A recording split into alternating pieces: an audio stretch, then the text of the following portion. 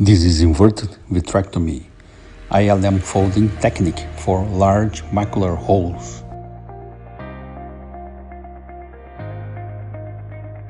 These are the pre-op OCTs and FA. The macular hole measures 844 microns as measured by OCT. It is a large stage 4. The hyaloid is already detached. That's a regular vitrectomy, not inverted, with an air fluid exchange. We now use a wide-angle lens. That's inverted vitrectomy. We are using a macular lens with a great visualization. After brilliant blue, you actually have a very good view from the ILM. We open up a tear in the ILM, a vertical one. We start the peel in a rhexis-like movement, counterclockwise, lifting the internal limiting membrane and relieving all tractions around the macular hole.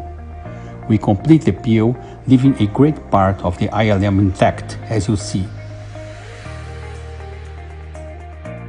It's very important to get the most of the membrane.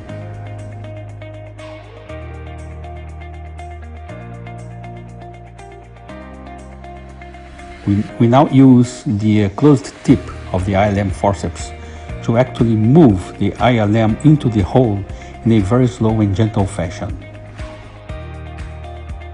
We go downstream from nasal to temporal towards the hole.